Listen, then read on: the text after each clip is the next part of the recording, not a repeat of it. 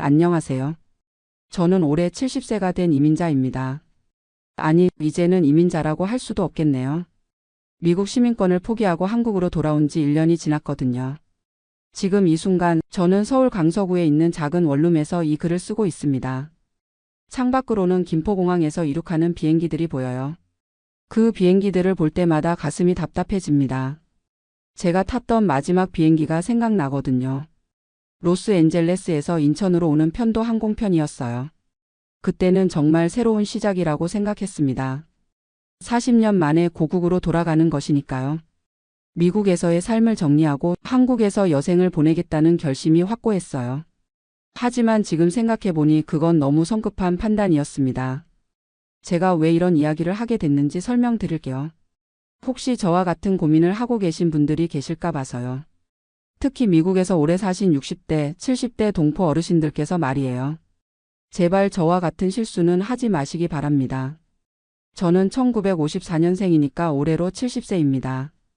1983년에 미국으로 이민을 갔어요. 그때 제 나이가 29세였으니까 미국에서 40년을 산 거죠. 젊은 시절부터 중년, 노년까지 모든 것을 미국에서 보냈습니다. 미국에서는 기계 엔지니어로 일했어요. 보잉사에서 30년 가까이 근무했고 2019년에 65세로 정년퇴직했습니다.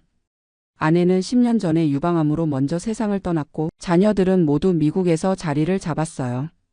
큰아들은 시애틀에서 소프트웨어 엔지니어로 일하고 둘째 딸은 샌프란시스코에서 간호사로 근무하고 있습니다. 퇴직 후에는 소셜 시큐리티로 월 2,200달러 정도 받았어요. 401k와 개인 저축을 합쳐서 약 80만 달러 정도의 자산이 있었고 시애틀 근교에 있던 집은 코로나 이후 부동산 가격이 오르면서 130만 달러 정도로 평가받았습니다. 경제적으로는 크게 부족함이 없었어요. 메디케어도 있었고 보충보험까지 들어서 의료비 걱정도 별로 없었습니다. 하지만 아내가 세상을 떠난 후부터 외로움이 심해졌어요. 자녀들은 각자 바쁜 생활에 쫓겨서 자주 만나기 어려웠고 특히 손주들과는 더욱 거리감이 있었습니다. 손주들이 한국어를 전혀 못해서 의사소통도 제대로 안 됐거든요. 영어로 대화는 하지만 뭔가 깊은 이야기는 나누기 어려웠어요. 그러던 중 2022년 말쯤 한국에 있는 고등학교 동창들과 연락이 닿았습니다. 카카오톡이라는 걸 딸이 설치해줘서 동창회 모임에 들어가게 됐어요. 그런데 동창들이 올리는 사진들을 보니까 너무 부러웠습니다. 다들 손주들과 가까이 지내면서 행복해 보였어요. 등산도 함께 다니고 아프면 서로 문안도 하고 그런 모습들이 저에게는 너무 부러웠습니다. 미국에서는 아파도 혼자 병원에 가야 했거든요. 그때부터 한국으로 돌아가고 싶다는 생각이 들기 시작했어요. 인터넷으로 검색해 보니까 65세 이상은 복수국적도 가능하다고 나와 있었고 한국의 의료 시스템도 미국보다 훨씬 편리하다는 글들을 많이 봤습니다. 하지만 제가 인터넷에서 본 정보들은 정확하지 않았어요. 복수국적이 가능하다는 건 맞았지만 그걸 위해서는 복잡한 절차를 거쳐야 했고 무엇보다 한국에 직접 가서 신청해야 한다는 사실을 몰랐습니다. 그런데 저는 빨리 결정을 내리고 싶었어요. 나이가 들수록 더 늦어질 것 같았거든요. 그래서 2023년 초에 아예 미국 시민권을 포기하기로 결심했습니다. 복수국적 절차가 복잡하니까 차라리 깔끔하게 정리하고 가자는 생각이었어요. 지금 생각해보면 정말 어리석은 판단이었습니다. 하지만 그때는 한국으로 돌아가겠다는 마음이 너무 간절했어요. 미국에서의 외로운 노년보다는 고국에서 편안하게 지내고 싶었거든요. 미국 시민권 포기 절차는 생각보다 복잡했습니다. 먼저 한국 영사관에 예약을 잡아야 했는데 코로나 때문에 대기 시간이 몇 달씩 걸렸어요. 첫 번째 인터뷰에서는 정말 포기할 것인지 여러 번 확인했고 두 번째 인터뷰에서 최종 서류를 제출했습니다. 수수료도 2,350달러나 들었어요. 한국 돈으로 300만 원이 넘는 금액이었죠. 그리고 제가 자산이 200만 달러가 넘어서 국적 포기세도 내야 했습니다. 미국 정부는 시민권을 포기하는 날 모든 자산을 처분한 것으로 간주해서 양도소득세를 부과해요. 다행히 75만 달러까지는 면제였지만 그래도 약 3만 달러 정도의 세금을 추가로 냈습니다. 전체 과정이 6개월 정도 걸렸어요. 그 사이에 집도 팔고 모든 것을 정리했습니다. 자녀들은 처음에 반대했지만 제가 워낙 고집을 부려서 결국 받아들였어요. 지금 생각해보면 자녀들 말을 들었어야 했는데 말이죠. 2023년 9월에 드디어 한국 땅을 밟았습니다. 40년 만에 귀국이었어요. 인천공항에 내렸을 때 정말 감회가 새로웠습니다. 이제 진짜 한국인으로 돌아왔구나 하는 생각이 들었거든요.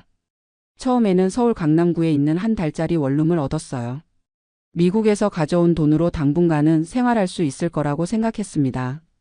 환전한 돈이 한국 돈으로 약 15억 원 정도 됐거든요.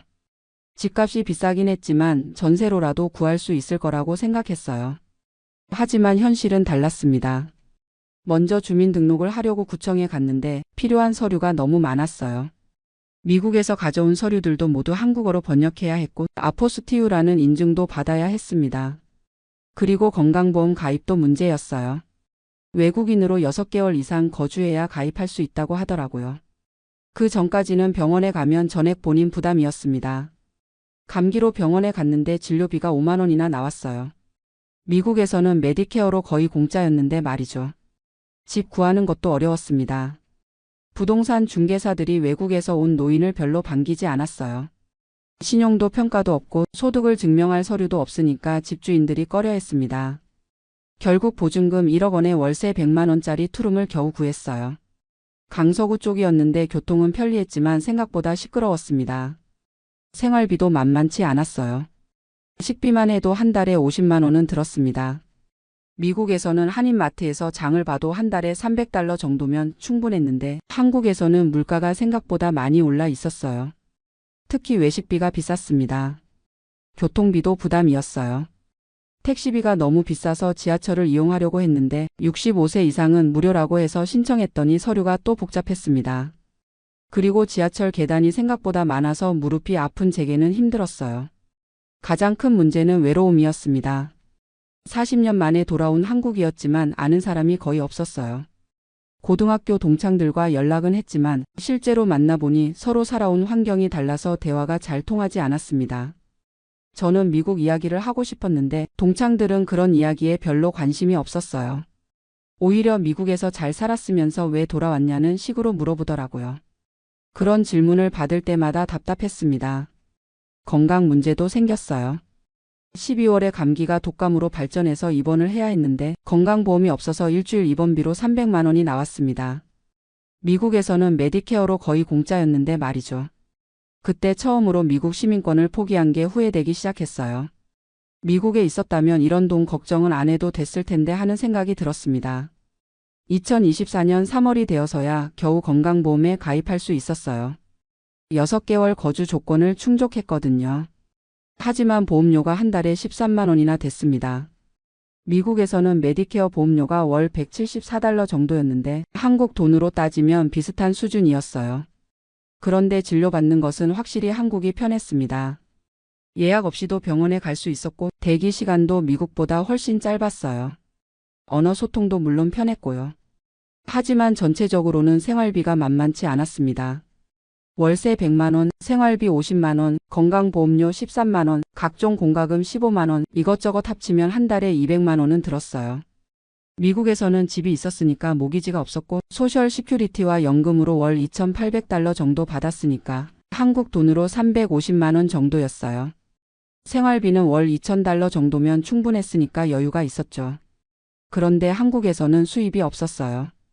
가져온 돈을 까먹고 있는 상황이었습니다. 70세에 일자리를 구할 수도 없었고 연금도 받을 수 없었어요. 미국 소셜 시큐리티는 시민권을 포기하면서 받을 수 없게 됐거든요. 이게 제가 가장 후회하는 부분입니다. 만약에 복수국적을 선택했다면 미국 연금을 계속 받을 수 있었을 텐데 시민권을 포기하면서 모든 것을 잃어버렸어요.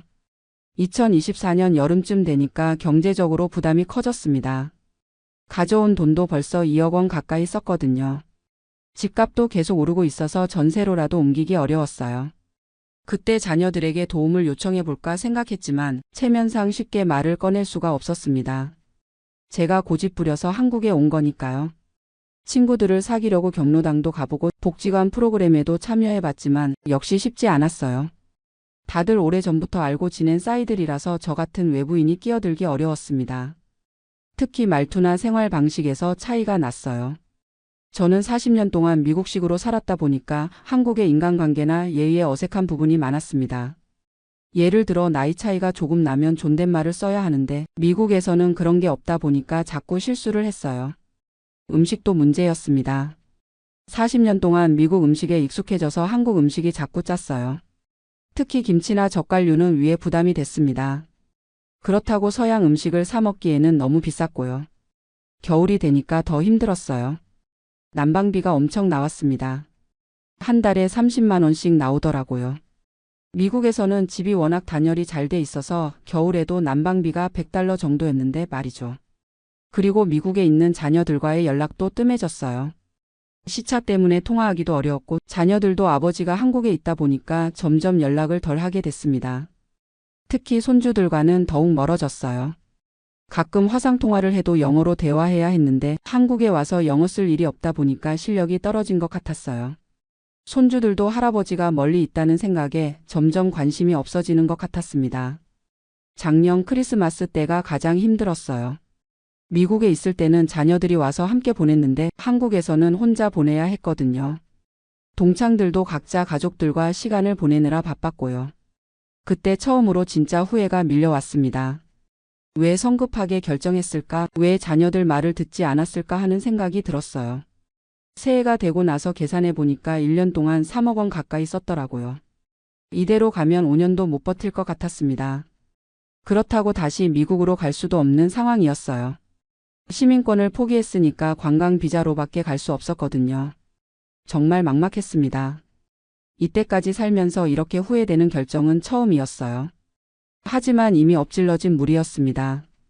후회해봤자 달라질 건 없었으니까 현실을 받아들이기로 했어요. 그래서 좀 더 저렴한 곳으로 이사를 했습니다. 지금 살고 있는 강서구 원룸이에요. 보증금 5천만 원에 월세 60만 원입니다. 생활비도 최대한 줄였어요. 외식은 거의 안 하고 집에서 간단하게 해먹습니다. 옷도 안 사고 필요한 것만 최소한으로 구입해요. 그래도 한 달에 120만 원 정도는 들어요. 지금 상황으로는 7년 정도는 버틸 수 있을 것 같습니다. 그 이후에는 정말 모르겠어요. 기초생활수급자 신청을 해야 할지도 모르겠네요. 가끔 미국에 있는 자녀들한테 연락이 와요. 아버지 어떻게 지내시냐고 묻는데 괜찮다고 대답할 수밖에 없어요. 걱정 끼치고 싶지 않거든요. 하지만 솔직히 많이 외롭습니다. 미국에서도 외로웠지만 그때와는 차원이 달라요. 미국에서는 그래도 시스템이 잘 돼 있어서 혼자서도 생활하기 괜찮았는데 한국에서는 혼자 사는 노인에 대한 배려가 부족한 것 같아요. 예를 들어 병원에 가도 보호자가 있어야 하는 경우가 많더라고요. 미국에서는 환자 혼자 와도 다 처리해 주는데 말이죠. 은행 업무도 복잡해서 젊은 사람 도움이 필요할 때가 많아요. 그리고 디지털 기기 사용도 어려워요. 한국은 모든 게 인터넷으로 처리되는데 저는 아직도 스마트폰 사용이 서툴거든요. 미국에서는 전화로 처리할 수 있는 일들이 많았는데 한국에서는 앱을 써야 하는 경우가 많아서 힘들어요. 특히 배달음식 주문이나 병원 예약 같은 것들이 어려워요. 젊은 사람들한테 부탁하기도 민망하고요. 그래도 좋은 점도 있어요. 의료 서비스는 확실히 한국이 편합니다. 아프면 바로 병원에 갈 수 있고 검사 결과도 빨리 나와요. 미국에서는 예약 잡는 것부터 시작해서 모든 게 복잡했거든요. 그리고 대중교통이 잘 돼 있어서 운전 안 해도 어디든 갈 수 있어요. 미국에서는 운전 못하면 아무것도 할 수 없었는데 말이죠. 지금은 무릎이 아파서 운전하기 어려운데 지하철과 버스로 어디든 갈 수 있어서 다행이에요. 음식도 입맛에 맞는 건 많아요. 짠 음식은 피하고 담백한 한식 위주로 먹으니까 건강해진 것 같아요. 미국에서는 한국 음식 사 먹기 어려웠는데 한국에서는 집 앞 슈퍼에서도 쉽게 구할 수 있어서 좋아요. 날씨도 사계절이 뚜렷해서 좋습니다. 미국 서부는 날씨가 단조로웠는데 한국은 계절마다 다른 느낌이 있어서 지루하지 않아요. 하지만 전체적으로는 후회가 더 큽니다. 만약 다시 선택할 수 있다면 절대 시민권을 포기하지 않았을 거예요. 복수국적으로 한국과 미국을 오가면서 살았을 텐데 성급한 결정 때문에 돌이킬 수 없는 실수를 했어요. 특히 경제적인 면에서 너무 큰 손실이었습니다. 미국 소셜 시큐리티를 계속 받을 수 있었다면 한 달에 300만 원 정도의 수입이 있었을 텐데 그걸 포기한 게 정말 아까워요. 앞으로 기대 수명을 15년이라고 하면 총 5억 원 이상의 손실이에요. 그리고 자녀들과의 관계도 멀어진 게 아쉬워요. 미국에 있었다면 가끔이라도 만날 수 있었을 텐데 지금은 1년에 한 번 볼까 말까 해요. 항공료도 비싸고 나이가 들어서 장거리 여행이 힘들어지니까요. 손주들과의 관계는 더욱 아쉬워요. 아이들이 크는 걸 지켜보고 싶었는데 이제는 화상통화로만 가끔 보는 정도예요. 할아버지 역할을 제대로 못 해주는 것 같아서 미안해요. 지금 제가 이런 이야기를 하는 이유는 저와 같은 분들이 같은 실수를 하지 않았으면 해서예요. 특히 65세 이상이신 분들은 복수국적이 가능하니까 절대 시민권을 포기하지 마세요. 복수국적 절차가 복잡하고 시간이 오래 걸린다고 해서 포기하지 마시고 전문가의 도움을 받아서라도 제대로 진행하세요. 그래야 미국 연금도 계속 받고 한국과 미국을 자유롭게 오갈 수 있어요. 복수국적 절차는 대략 7개월에서 8개월 정도 걸린다고 해요.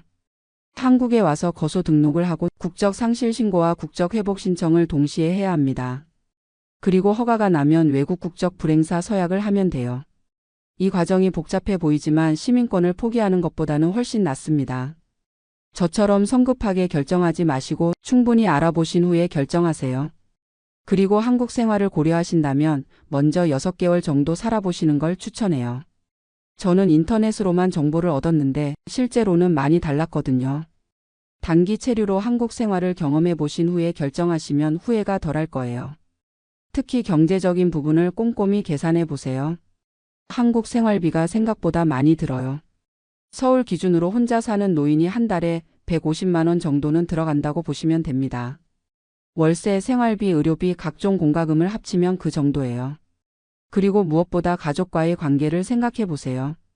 자녀들이 미국에 있다면 한국에 영구히 오시는 것보다는 오가면서 사시는 게 나을 수도 있어요.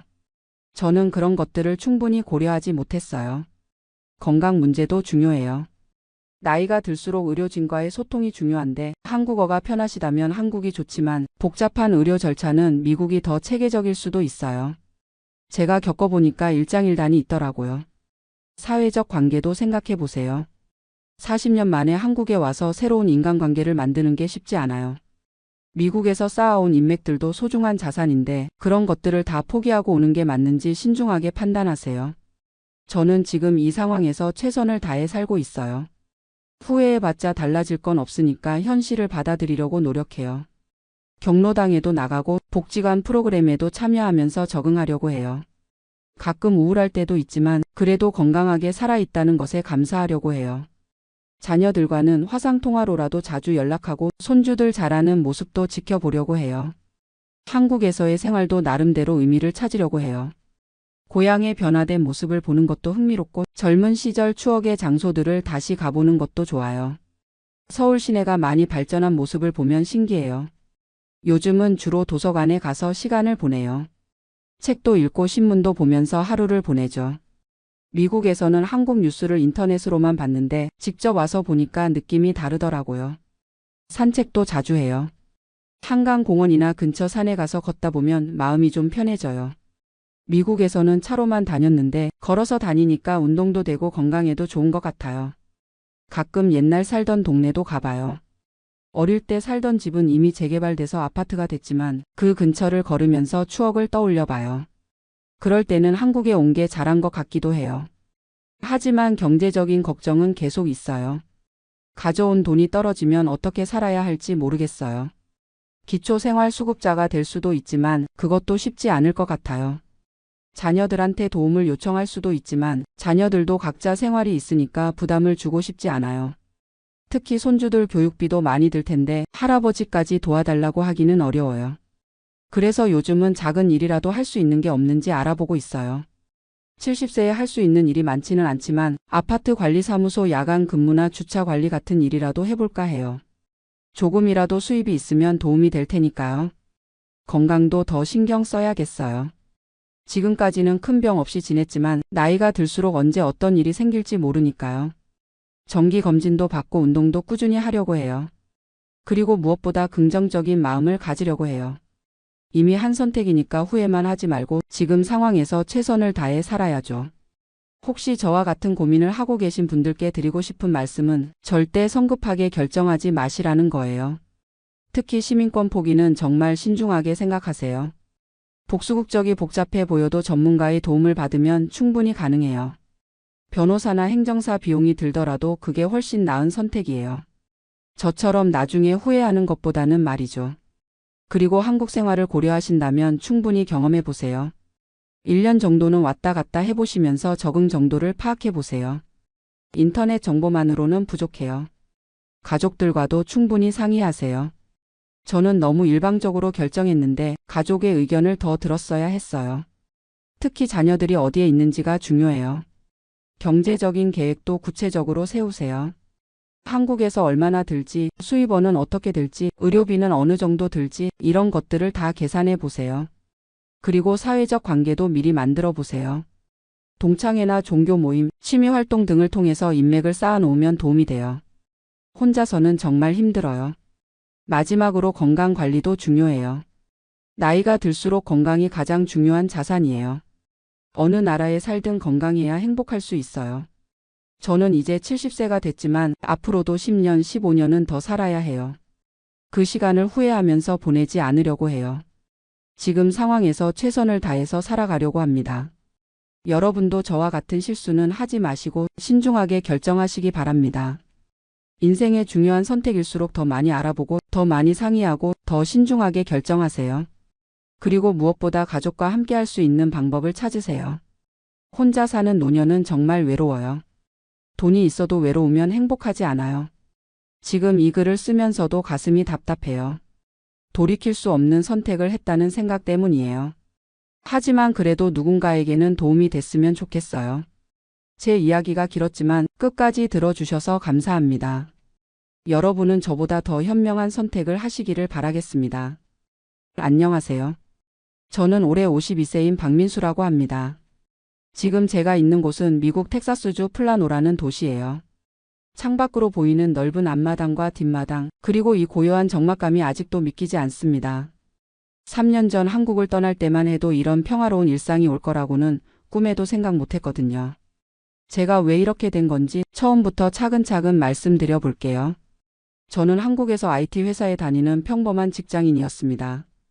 서울 강동구에 있는 32평 아파트에서 아내와 아들 둘과 함께 살았어요. 2003년에 분양받아서 20년 가까이 살았던 집이었죠. 처음엔 정말 좋았어요. 깨끗하고 넓고 학군도 괜찮고 지하철역도 가깝고 교통도 편리했거든요. 그런데 문제는 2018년쯤부터 시작됐습니다. 저희 집 위층에 새로운 가족이 이사를 온 거예요.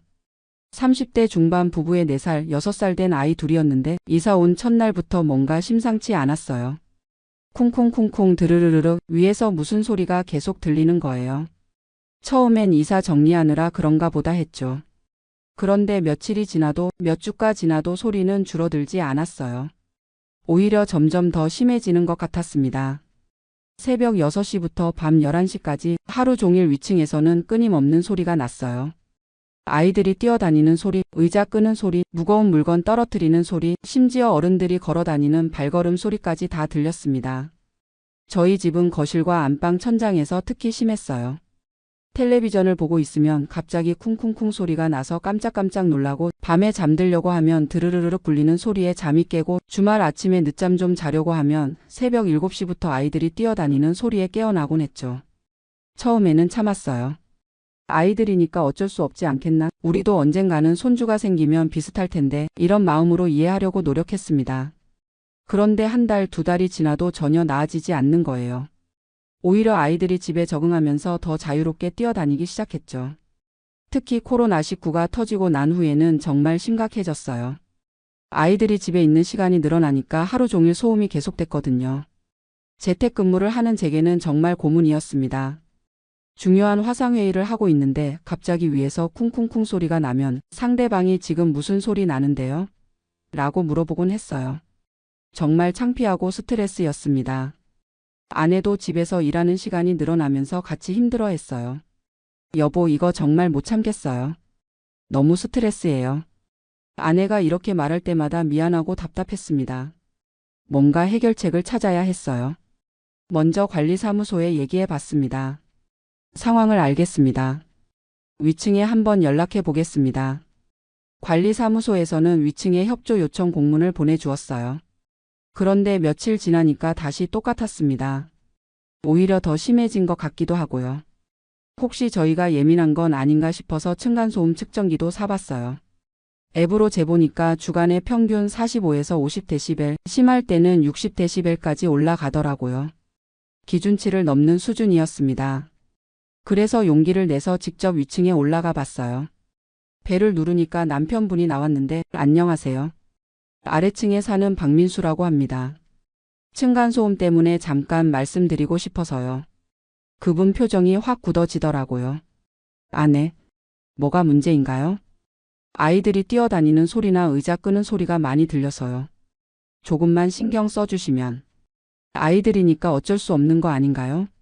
우리도 최대한 조심하고 있는데요. 목소리 톤이 벌써 불쾌해하는 게 느껴졌습니다. 네, 물론 이해는 합니다. 그런데 너무 자주 오랫동안 지속되다 보니까. 그럼 어떻게 하라는 거예요? 아이들한테 숨 쉬지 말라고 할까요? 결국 서로 불편한 분위기로 대화가 끝났어요. 그날 밤부터 소음이 더 심해진 것 같았습니다. 마치 일부러 그러는 것 같기도 하고요. 정말 스트레스가 이만저만이 아니었어요. 밤에 잠들기가 어려워지면서 불면증이 생겼고 낮에도 신경이 날카로워져서 가족들한테 짜증을 내곤 했습니다. 아빠 왜 요즘 그렇게 예민해요? 큰아들이 이렇게 물어볼 때마다 미안했지만 어떻게 설명해야 할지 모르겠더라고요. 그때부터 본격적으로 이사를 고민하기 시작했어요. 하지만 그 아파트에 20년 가까이 살면서 정이 많이 들었고 무엇보다 집값도 많이 오른 상태라 함부로 팔기도 어려웠거든요. 그리고 다른 아파트로 이사를 간다고 해서 층간소음 문제가 해결될 보장도 없었고요. 인터넷에서 찾아보니 어디든 비슷한 문제들이 있더라고요. 오히려 요즘에 지은 아파트들이 층간소음이 더 심하다는 얘기도 있었고요. 정말 막막했습니다. 그러던 중에 회사에서 미국 지사로 파견 기회가 생겼어요.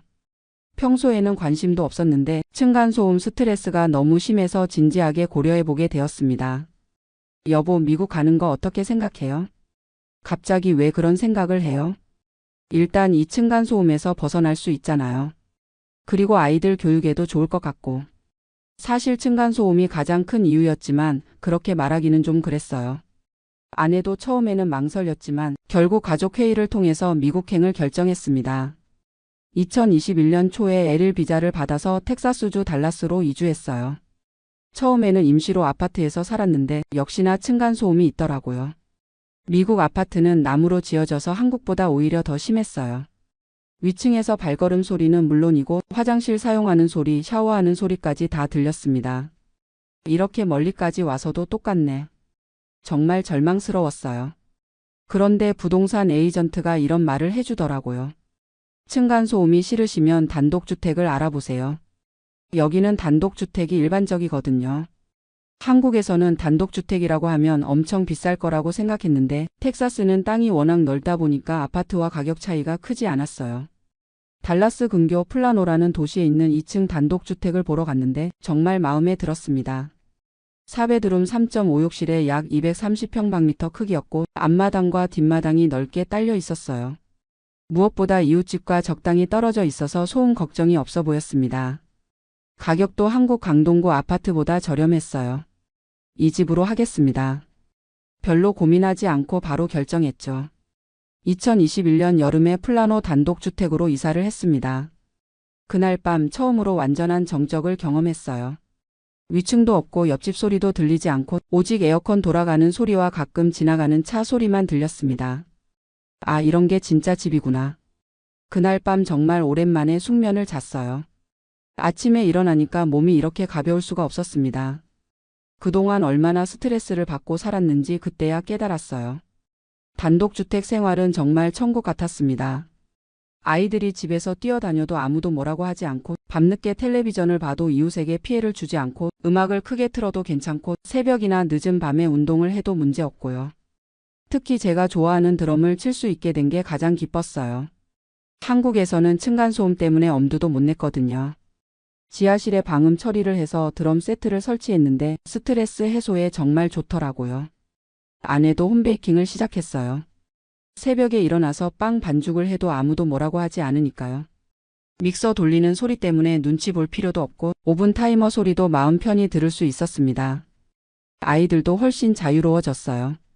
집에서 축구공을 가지고 놀아도 되고 친구들을 불러서 게임도 마음껏 할 수 있고 늦은 밤까지 영화를 봐도 괜찮았거든요. 그러면서 가족 간의 관계도 많이 좋아졌습니다. 한국에 있을 때는 저도 모르게 항상 긴장하고 있었거든요. 위층 소리에 신경 쓰고 우리 소리 때문에 아래층에서 올라올까봐 걱정하고 그런 스트레스가 가족들에게도 영향을 미쳤던 것 같아요. 하지만 여기서는 그런 걱정이 전혀 없으니까 마음이 편해졌어요. 물론 단독주택 생활이 좋기만 한 건 아니에요.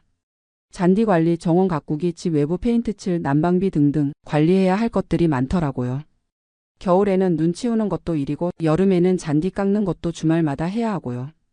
하지만 그런 것들도 나름 재미있어요. 정원 가꾸는 게 취미가 되었고 집 수리하는 것도 유튜브 보면서 배워서 직접 하다 보니 성취감도 있고요. 무엇보다 이웃들과의 관계가 정말 좋아요. 한국 아파트에서는 옆집 사람 얼굴도 모르고 지냈는데 여기서는 이웃들이 먼저 인사도 해주고 바비큐 파티에 초대해주기도 하고 아이들이 놀 때도 자유롭게 이웃집을 드나들어요. 층간소음 때문에 서로 예민해할 필요가 없으니까 관계가 훨씬 편안한 것 같아요. 지금 생각해보면 한국에서의 그 층간소음 스트레스가 제 인생을 바꾼 계기가 되었네요. 만약 그 일이 없었다면 미국으로 올 생각도 안 했을 테고 이런 평화로운 생활도 경험하지 못했을 거예요. 물론 한국이 그립기도 해요. 음식, 문화, 가족, 친구들. 하지만 이 정적과 평화로움은 정말 포기할 수 없을 것 같아요. 한국 친구들이 놀러 오면 가장 놀라는 게 이 조용함이에요. 여기 진짜 조용하다. 위층 소리 전혀 안 들리네? 당연하지. 위층이 없는데. 그럴 때마다 한국의 층간소음 문제가 얼마나 심각한지 새삼 느껴져요. 최근에 한국 뉴스를 보니까 층간소음 때문에 이웃 간에 싸우고 심지어 폭력 사건까지 일어나는 경우가 많더라고요. 정말 안타까운 일이에요. 저도 그때 참지 않고 더 강하게 항의했다면 어떻게 되었을까 싶기도 하고요. 지금은 코로나도 끝나고 아이들도 잘 적응해서 정말 만족스러운 생활을 하고 있어요. 큰아들은 미국 대학교 진학을 준비하고 있고 둘째도 현지 학교에서 친구들과 잘 지내고 있어요. 아내도 여기서 새로운 일을 시작했고 저도 회사에서 인정받으면서 잘 다니고 있습니다. 혹시 한국에서 층간소음 때문에 고생하고 계신 분들이 있다면 단독주택으로 이사하는 것도 고려해 보세요. 물론 한국은 땅값이 비싸서 쉽지 않겠지만 외곽 지역이나 지방 도시에는 괜찮은 단독주택들도 있더라고요. 아니면 최상층이나 1층으로 이사하는 것도 방법이고요. 층간소음은 정말 삶의 질을 크게 떨어뜨리는 문제인 것 같아요. 스트레스, 불면증, 가족 갈등까지 유발하니까요. 저처럼 극단적으로 해외까지 갈 필요는 없지만 어떻게든 해결 방법을 찾으시길 바라요. 지금 제가 매일 아침 일어나서 가장 감사하는 게 이 고요함이에요. 새소리, 바람소리만 들리는 이 평화로운 아침, 위층 소리 걱정 없이 편안히 잠들 수 있는 밤, 이런 게 진짜 행복인 것 같습니다. 물론 미국 생활이 모든 면에서 완벽한 건 아니에요. 의료비는 비싸고 총기 사고 위험도 있고 아시아 음식이 그립기도 하고요. 하지만 적어도 집에서만큼은 완전한 평화를 누릴 수 있다는 게 정말 소중해요. 한국에 계신 가족, 친구들과 영상통화를 할 때도 배경이 완전히 조용해서 거기 진짜 조용하네. 부럽다. 이런 말을 자주 듣는데 그럴 때마다 정말 다행이라는 생각이 들어요. 앞으로도 계속 이곳에서 살 계획이에요. 아이들이 대학을 졸업할 때까지는 적어도 여기 있을 거고 그 이후에는 한국으로 돌아갈지 계속 여기서 살지 고민해 볼 예정이에요. 하지만 한 가지 확실한 건 다시는 층간소음 때문에 스트레스 받는 곳에서는 살지 않을 거라는 거예요. 한번 이런 평화로움을 경험하고 나니까 포기할 수가 없더라고요. 여러분도 모두 평화로운 집에서 편안한 일상을 누리시길 바라며 이만 제 이야기를 마치겠습니다. 감사합니다. 안녕하세요, 여러분. 저는 올해 69세인 박영숙이라고 합니다. 지금 제가 앉아 있는 이곳은 캐나다 밴쿠버 버나비에 있는 저의 새 집입니다. 창밖으로 보이는 푸른 잔디밭과 조용한 주택가를 보고 있으면 정말 이사를 잘했다는 생각이 절로 듭니다. 사실 35년 동안 살던 집을 떠나기까지는 정말 많은 고민과 용기가 필요했어요. 하지만 지금 이 순간 저는 제 자신이 정말 자랑스럽습니다. 69세라는 나이에 새로운 동네로 이사를 한다는 것이 쉬운 일은 아니었거든요. 특히 자녀들은 처음에 많이 반대했어요. 그런데 지금은 오히려 제 선택이 옳았다고 인정해주고 있습니다. 왜 이사를 하게 되었는지, 그 과정에서 어떤 일들이 있었는지, 그리고 지금은 어떻게 살고 있는지를 여러분께 말씀드리고 싶어요. 혹시 저와 비슷한 고민을 하고 계신 분들이 있다면 조금이나마 도움이 되었으면 좋겠어요. 나이가 들었다고 해서 변화를 두려워할 필요는 없다는 것을, 오히려 지혜로운 선택으로 더 나은 삶을 살 수 있다는 것을 보여드리고 싶습니다. 저는 1989년, 그러니까 제가 34세일 때 남편과 함께 캐나다로 이민을 왔어요. 그때는 정말 젊었죠. 아들이 7살, 딸이 4살이었으니까 아이들 교육을 위해서 온 거였어요. 한국에서는 남편이 작은 회사를 운영했었는데 아이들 미래를 생각해서 모든 것을 정리하고 캐나다로 왔습니다. 처음에는 정말 힘들었어요. 영어도 서툴렀고 캐나다 문화도 낯설었거든요. 남편은 공장에서 일했고 저는 의료기기 회사에서 사무직으로 일하면서 서서히 정착해 나갔어요. 그때 선택한 동네가 바로 밴쿠버 이스트 사이드였습니다. 집값도 적당하고 교통도 편리했고 무엇보다 다양한 인종이 어우러져 사는 동네였어요. 이탈리아 사람들, 동유럽에서 온 사람들, 인도 사람들, 그리고 저희 같은 한국 사람들까지. 모두들 서로 다른 문화를 존중하면서도 캐나다인으로서 함께 살아가려고 노력했어요. 35년 전 그 동네는 정말 아름다웠어요. 봄이 되면 벚꽃이 만발하고 여름에는 아이들이 공원에서 뛰어노는 소리가 들렸죠. 가을에는 낙엽이 떨어지는 길을 걸으며 이웃들과 인사를 나누고 겨울에는 눈 오는 날 서로 눈 치우는 것을 도와주기도 했어요. 저희 옆집에는 이탈리아에서 온 안토니오 할아버지가 살았는데 매년 여름이면 토마토를 키워서 나눠주셨어요. 건너편에는 인도에서 온 젊은 부부가 살았는데 그 집 아이들과 저희 아이들이 함께 자랐어요. 모두들 영어로 소통했고 때로는 서로의 언어를 조금씩 가르쳐 주기도 했죠. 저는 그 동네에서 정말 행복했어요. 아이들도 잘 자랐고 남편과 저도 안정적인 직장에서 열심히 일했어요. 주말이면 이웃들과 함께 바비큐 파티를 하기도 하고 크리스마스 때는 집 앞을 함께 장식하기도 했어요. 캐나다의 진정한 다문화주의를 몸소 체험하며 살았던 것 같아요. 그런데 2015년 즈음부터 조금씩 변화가 시작되었어요. 처음에는 별로 신경 쓰지 않았어요. 새로운 이웃들이 이사를 오는 것은 당연한 일이니까요. 그런데 그 새로운 이웃들 대부분이 중국에서 온 분들이었어요. 처음에는 오히려 좋다고 생각했어요. 캐나다는 원래 이민자의 나라니까 더 다양한 문화가 들어오는 것이 좋은 일이라고 생각했거든요. 저도 이민자였으니까 새로 온 분들의 마음을 충분히 이해할 수 있었어요. 하지만 시간이 지나면서 뭔가 다르다는 것을 느끼기 시작했어요. 다른 이민자들과는 달리 이분들은 기존 지역 사회와 섞이려고 하지 않는 것 같았어요. 중국어로만 대화하고 중국 사람들끼리만 어울리는 모습을 자주 보게 되었어요. 처음에는 시간이 지나면 달라지겠지 생각했어요. 저도 처음 이민 왔을 때는 한국 사람들과만 어울렸던 적이 있었거든요. 하지만 점차 캐나다 사회에 적응하면서 다양한 사람들과 교류하게 되었는데 이분들은 시간이 지나도 변화가 없었어요. 2018년쯤 되니까 동네 상점들이 하나둘 바뀌기 시작했어요. 35년 동안 다녔던 이탈리아 할아버지가 운영하던 작은 마켓이 문을 닫고 그 자리에 중국 식품점이 들어왔어요. 간판도 모두 중국어로 바뀌었죠. 처음에는 신기하기도 했어요. 중국 음식 재료들을 구경하는 재미도 있었고요. 하지만 점차 그 가게에서는 영어로 대화하는 것이 어려워졌어요. 직원들이 모두 중국어만 하거든요. 그래도 저는 참았어요. 이해하려고 노력했어요. 새로 이민 온 사람들이니까 영어가 서툴 수 있다고 생각했거든요. 저도 처음에는 영어가 어려웠으니까요. 하지만 2020년 코로나가 시작되면서 상황이 급격히 달라졌어요.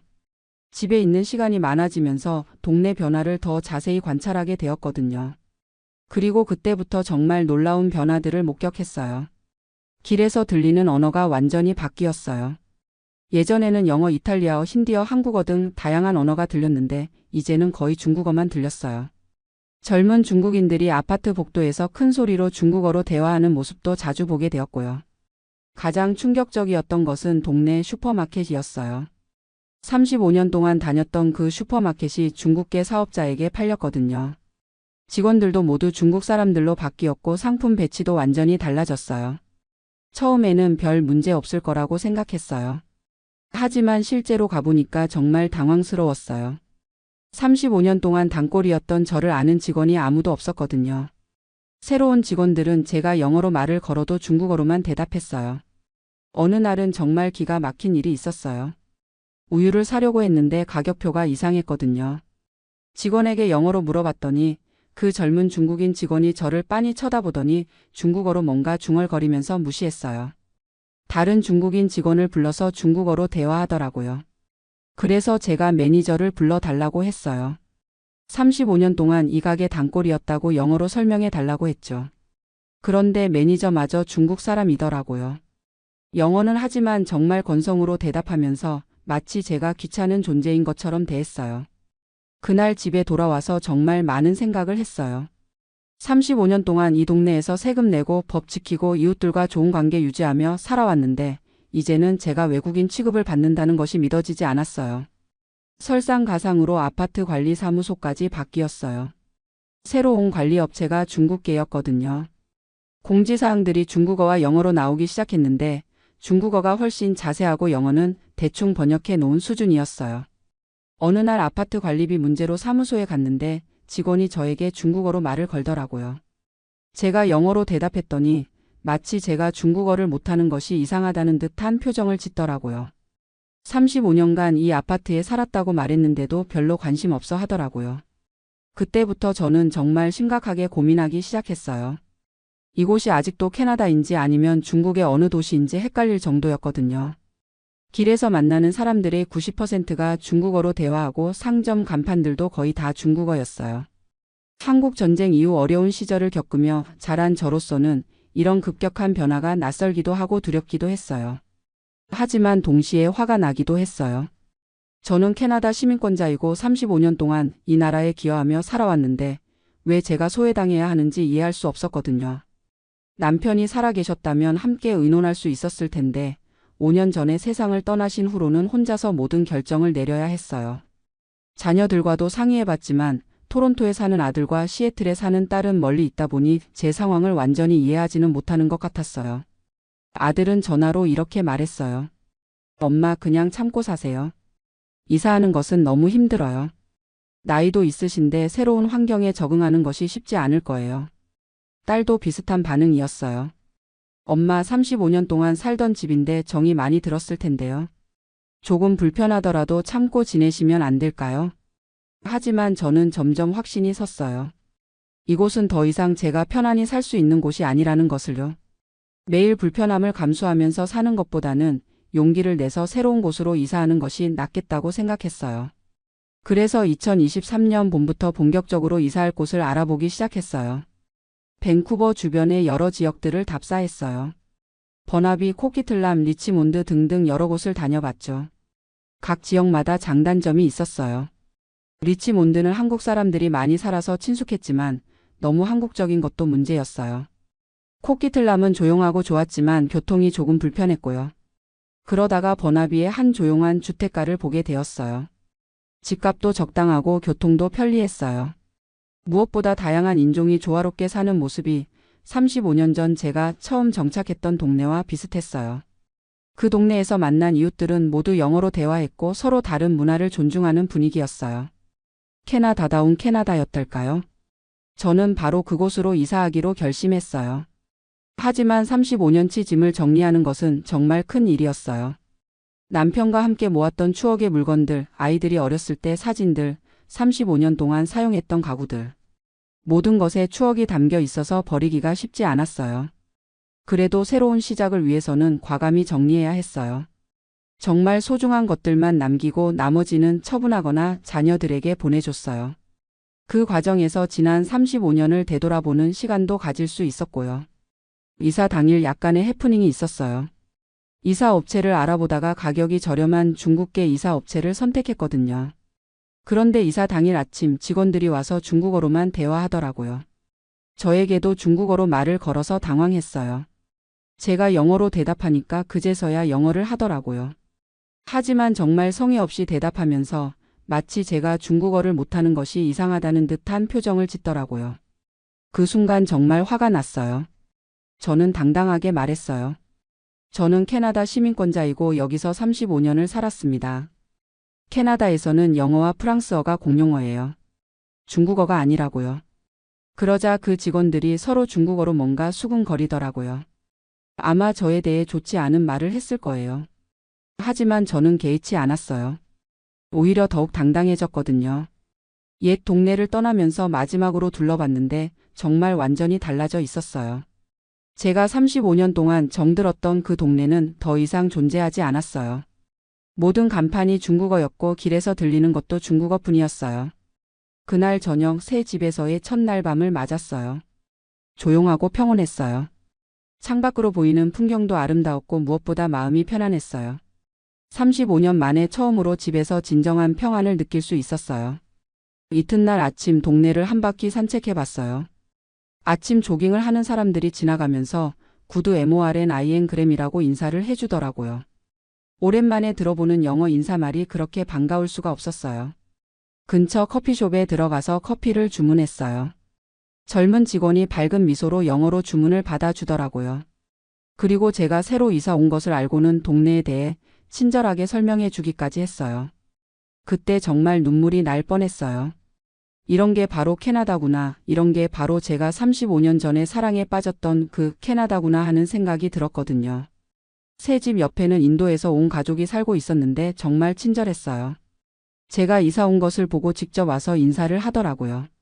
그리고 동네 마트는 어디에 있고 병원은 어디에 있고 대중교통은 어떻게 이용하는지 자세히 알려줬어요. 맞은편에는 캐나다 태생 백인 가족이 살고 있었는데 이분들도 정말 따뜻하게 맞아주셨어요. 할머니가 직접 만든 쿠키를 가져다 주시면서 무엇이든 궁금한 것이 있으면 언제든 물어보라고 하셨어요.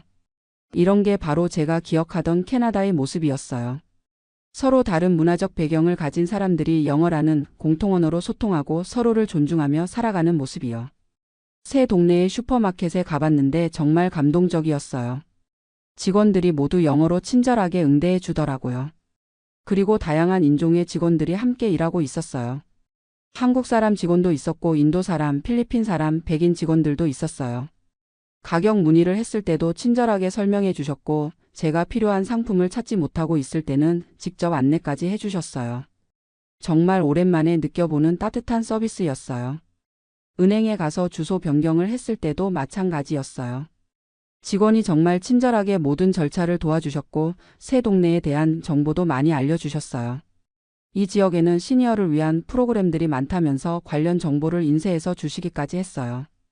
병원에 가서 의료보험 정보를 업데이트했을 때도 놀라웠어요. 접수 직원부터 간호사, 의사까지 모두 영어로 소통이 되더라고요. 의사 선생님은 제가 새로 이사 온 것을 알고 이 지역 의료시설에 대해 자세히 설명해 주셨어요. 이사한 지 3개월 정도 지났을 때 자녀들이 저를 보러 왔어요. 아들과 딸 모두 제가 이렇게 밝아진 모습을 보고 깜짝 놀라더라고요. 표정도 밝아졌고 목소리에도 활력이 생겼다면서요. 딸이 이렇게 말했어요. 엄마 정말 이사를 잘하신 것 같아요. 예전에는 전화할 때마다 뭔가 스트레스 받으시는 것 같았는데 지금은 정말 행복해 보이세요. 아들도 인정했어요. 엄마가 옳았어요. 나이가 들었다고 해서 변화를 두려워할 필요는 없었네요. 오히려 더 나은 환경을 찾아서 이사하신 것이 현명한 선택이었어요.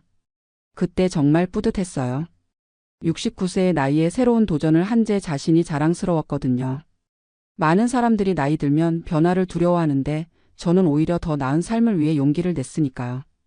몇 달 후에 예전 동네를 한번 방문해 봤어요. 친구들도 만나고 추억의 장소들도 둘러보려고요. 하지만 정말 충격적이었어요. 제가 떠난 지 얼마 안 됐는데 더욱더 중국화가 진행되어 있었거든요. 예전에 다니던 슈퍼마켓은 아예 중국 슈퍼마켓이 되어 있었어요. 간판도 중국어로만 되어 있고 들어가 보니 상품도 거의 다 중국 제품들이더라고요. 그리고 손님들도 대부분 중국 사람들이었어요. 길을 걸어도 영어를 들을 수가 없었어요. 모든 대화가 중국어였고 상점들도 중국어 간판뿐이었어요. 정말 중국의 어느 도시에 온 것 같은 느낌이었어요. 그때 정말 확신했어요. 제가 이사한 결정이 100% 옳았다는 것을요. 만약에 계속 그곳에 살았다면 저는 매일 스트레스를 받으면서 살았을 거예요. 69세의 나이에 그런 스트레스는 정말 견디기 힘들었을 테니까요. 새 동네에서는 지역 시니어 센터에도 가입했어요. 다양한 문화적 배경을 가진 시니어들이 함께 활동하는 곳이었어요. 모두들 영어로 소통하면서 서로의 문화를 존중하고 배우려고 노력하더라고요. 그곳에서 새로운 친구들도 많이 사귀었어요. 이탈리아에서 온 마리아 할머니, 인도에서 온 프리아 할머니, 독일에서 온 헬가 할머니 등등. 모두들 저와 비슷한 연배의 이민 1세대 분들이었어요. 함께 요가도 하고 책도 읽고 때로는 각자의 나라 음식을 만들어서 나눠 먹기도 해요. 저는 김치찌개와 비빔밥을 만들어 가져가면 다들 정말 좋아하세요. 마리아 할머니는 파스타를, 프리아 할머니는 커리를 만들어 오시고요. 이런 진정한 다문화 교류가 바로 제가 원했던 캐나다의 모습이에요. 서로 다른 문화를 가진 사람들이 영어라는 공통언어로 소통하면서 서로를 이해하고 존중하는 것이요. 지금 생각해보면 제가 경험했던 것은 다문화주의가 아니라 일종의 문화적 침범이었던 것 같아요. 기존 지역 사회와 소통하려고 노력하지 않고 자신들만의 공간을 만들어서 기존 주민들을 밀어내는 것이었거든요. 물론 모든 중국 사람들이 그런 것은 아니에요. 새 동네에도 중국계 가족들이 살고 있는데 이분들은 완전히 달라요. 영어로 소통하고 지역 사회 활동에도 적극적으로 참여하세요. 아이들도 영어와 중국어를 모두 잘하면서 캐나다 문화에 잘 적응하고 있어요. 이런 분들을 보면서 느끼는 것은 결국 개인의 태도와 노력이 중요하다는 것이에요.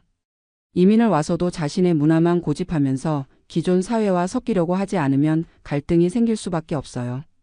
이사한 지 이제 1년이 넘었는데 정말 만족하고 있어요. 건강도 좋아졌고 마음의 여유도 생겼어요. 매일 아침 일어나는 것이 즐겁고 동네 산책을 하는 것도 기분 좋아요. 요즘은 새로운 취미도 시작했어요. 시니어 센터에서 하는 원예 수업에 참여하고 있거든요. 작은 화분에 허브를 키우는 건데 정말 재미있어요. 바질, 로즈마리, 타임 같은 허브들을 키워서 요리에도 사용하고 있어요. 영어 독서 클럽에도 가입했어요. 매주 한 번씩 모여서 책을 읽고 토론하는 모임인데 정말 자극적이에요. 다양한 배경을 가진 사람들과 함께 책을 읽고 의견을 나누면서 새로운 관점을 배우게 돼요. 컴퓨터 수업도 듣고 있어요. 69세에 새로운 것을 배우는 것이 쉽지는 않지만 강사 선생님이 정말 친절하게 가르쳐 주세요. 이제는 이메일도 보내고 인터넷 쇼핑도 할 수 있어요. 화상통화로 멀리 있는 자녀들과 대화하는 것도 훨씬 자연스러워졌고요. 가끔 예전 동네에서 알던 한국인 친구들을 만나면 제 이야기를 해줘요.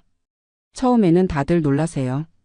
69세에 이사를 했다는 것도 놀랍고 새로운 환경에 이렇게 잘 적응했다는 것도 신기해하세요. 그 중에서 몇 분은 저와 비슷한 고민을 하고 계시더라고요. 동네가 너무 변해서 불편하지만 나이가 들어서 이사하기는 두렵다고 하세요. 그런 분들에게 저는 꼭 이렇게 말씀드려요. 나이는 변화의 핑계가 될 수 없어요. 오히려 우리에게는 젊은 사람들보다 더 많은 경험과 지혜가 있잖아요. 그 지혜를 활용해서 더 나은 선택을 할 수 있어요. 물론 이사하는 것이 쉬운 일은 아니에요. 새로운 환경에 적응하는 것도 시간이 걸리고요. 하지만 매일 스트레스 받으면서 사는 것보다는 훨씬 나아요. 중요한 것은 용기예요. 새로운 도전을 하겠다는 용기, 더 나은 삶을 살겠다는 의지. 그리고 변화를 두려워하지 않는 마음이에요. 저는 69세에 새로운 출발을 했어요. 새 동네, 새 이웃들, 새로운 활동들. 모든 것이 새롭지만 그래서 더 재미있고 활력이 생겨요. 남편이 살아계셨다면 함께 이 새로운 삶을 즐길 수 있었을 텐데 하는 아쉬움은 있어요. 하지만 분명히 남편도 제 선택을 지지해 주셨을 거예요. 항상 변화를 두려워하지 말라고 더 나은 삶을 위해 노력하라고 말씀하셨거든요. 앞으로의 계획도 많아요. 내년에는 시니어 센터에서 하는 해외여행 프로그램에 참여해 볼 생각이에요. 캐나다 동부 지역을 여행하는 프로그램인데 정말 기대돼요. 또 자원봉사 활동도 시작하려고 해요. 새로 이민 온 시니어들을 도와주는 프로그램이 있다더라고요.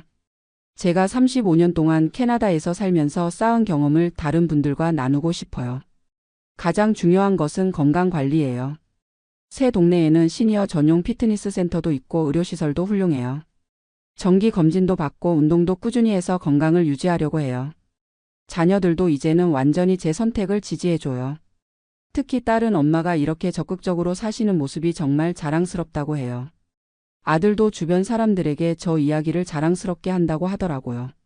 손주들도 새 집을 정말 좋아해요. 넓은 마당이 있어서 뛰어놀 수 있고 근처에 공원도 많거든요. 할머니 집에 오는 것을 더 즐거워해요. 이제 와서 생각해보면 35년 전 처음 캐나다에 왔을 때와 지금이 비슷한 것 같아요. 그때도 새로운 환경에 적응해야 했고 지금도 새로운 환경에 적응하고 있어요. 다른 점이 있다면 그때는 젊었지만 경험이 없었고 지금은 나이는 들었지만 경험과 지혜가 있다는 것이에요. 혹시 저와 비슷한 상황에 계신 분들이 있다면 꼭 말씀드리고 싶어요. 나이가 들었다고 해서 참고 사는 것이 미덕은 아니에요. 더 나은 삶을 위해서라면 언제든 새로운 시작을 할 수 있어요. 물론 신중하게 계획하고 준비해야 해요. 무작정 이사하는 것이 아니라 충분히 알아보고 비교해 본 후에 결정해야 하죠. 그리고 가족들과도 충분히 상의해야 하고요. 하지만 가장 중요한 것은 자신의 행복이에요. 매일 스트레스 받으면서 불편하게 사는 것보다는 용기를 내서 더 나은 환경을 찾는 것이 훨씬 현명한 선택이에요.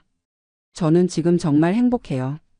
69세에 새로운 인생을 시작했다는 것에 대한 자부심도 있고 더 나은 환경에서 살고 있다는 만족감도 있어요.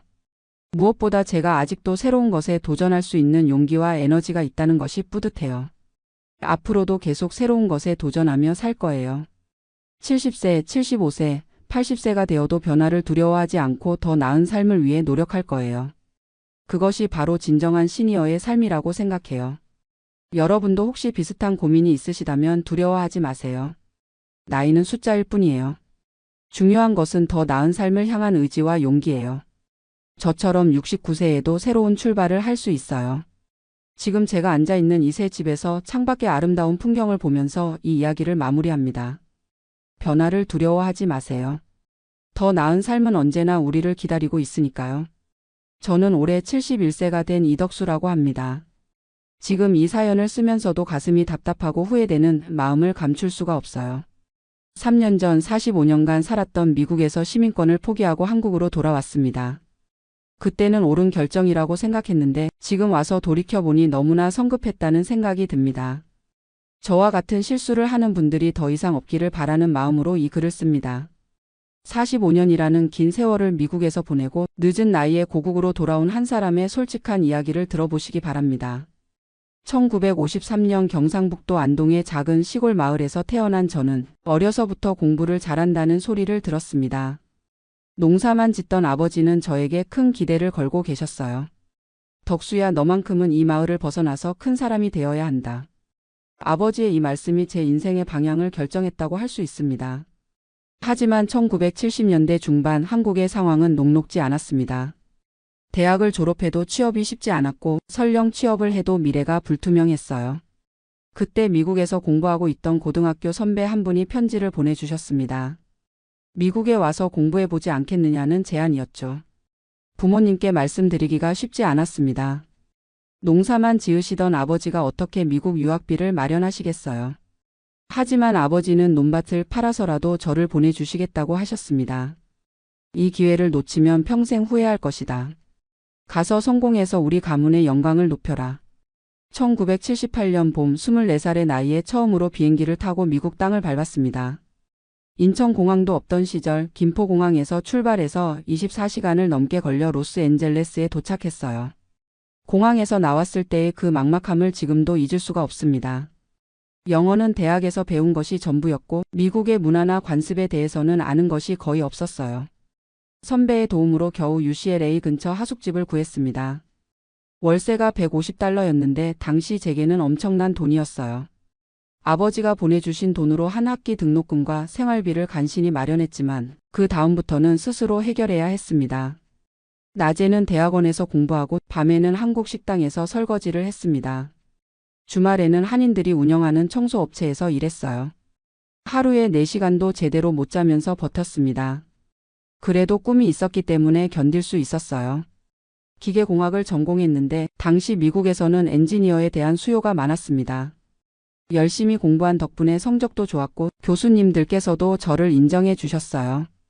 1981년 석사학위를 받고 운 좋게도 로스앤젤레스의 한 항공회사에 취업할 수 있었습니다. 첫 직장에서 받은 연봉이 연 $35,000였어요. 지금 돈으로 환산하면 $100,000가 넘는 큰 돈이었습니다. 한국에 계신 부모님께 매달 $500씩 송금을 드리기 시작했어요. 그 돈으로 부모님은 집도 새로 지으시고 동생들 대학 등록금도 마련하셨습니다. 1983년에는 같은 회사에서 일하던 한국인 여성과 결혼을 했습니다. 아내도 저와 비슷한 시기에 미국에 온 이민자였어요. 신혼 시절에는 작은 아파트에서 시작했지만 둘 다 열심히 일해서 점점 생활이 나아졌습니다.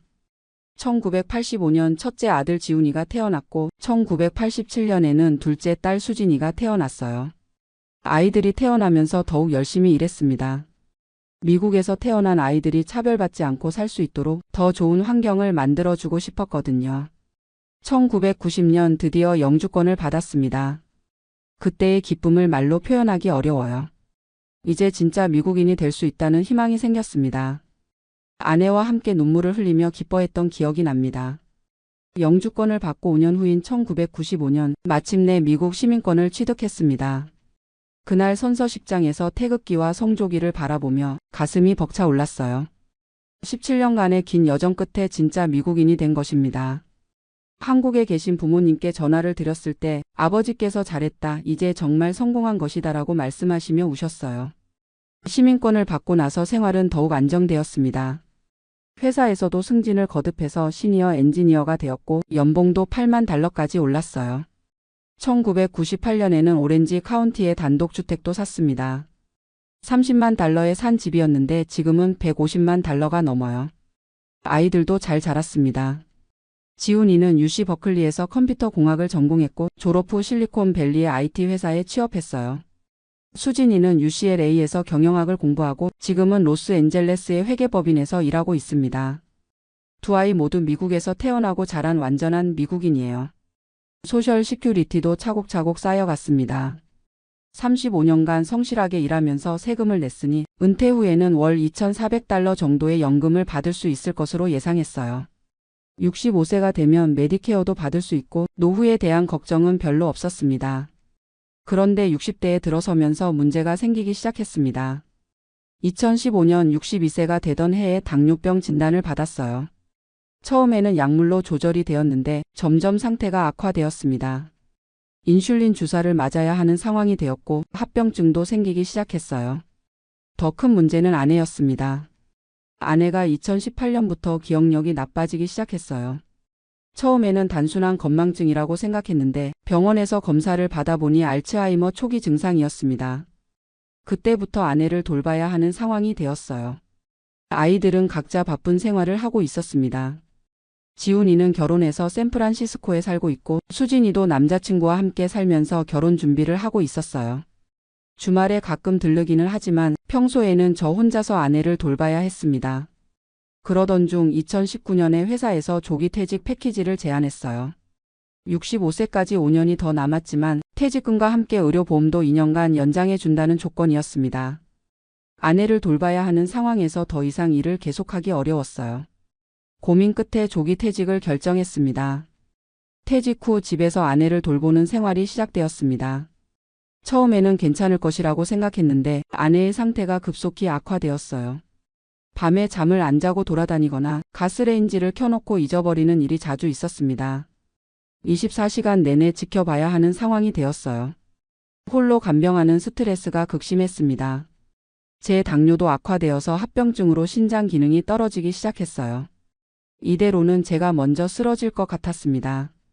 전문 요양시설에 아내를 맡기는 것을 고려해봤지만 한 달에 6,000달러가 넘는 비용이 들었어요. 그때 갑자기 한국이 그리워지기 시작했습니다. 한국에서는 의료비가 훨씬 저렴하다는 이야기를 들었고 간병인을 구하는 것도 미국보다 쉽다고 했어요. 무엇보다 고향에서 생을 마감하고 싶다는 생각이 들었습니다. 2020년 코로나가 시작되면서 상황은 더욱 악화되었습니다. 병원에 가는 것도 어려워졌고 아이들도 자주 오지 못했어요. 집에 혼자 있는 시간이 늘어나면서 우울감도 심해졌습니다. 이때부터 본격적으로 한국행을 고려하기 시작했어요. 인터넷에서 정보를 찾아보니 한국으로 돌아가려면 미국 시민권을 포기해야 한다고 생각했습니다. 그래야 한국의 건강보험 혜택을 받을 수 있다고 알고 있었거든요. 지금 생각해보면 잘못된 정보였는데 당시에는 그게 맞다고 믿었어요. 집을 팔면 150만 달러 정도의 돈이 생길 것이고 그 돈을 한국으로 가져가면 충분히 살 수 있을 것이라고 계산했습니다.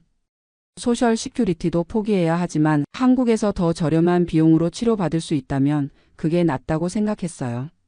2021년 초 아내의 상태가 더욱 악화되면서 결심을 굳혔습니다. 아이들에게 한국행 계획을 이야기했을 때 처음에는 모두 반대했어요. 아버지, 왜 갑자기 그런 생각을 하세요? 여기서 치료받으시면 되잖아요. 하지만 제 마음은 이미 정해져 있었습니다. 45년 동안 미국에서 열심히 살았지만 이제는 고향에서 여생을 보내고 싶다.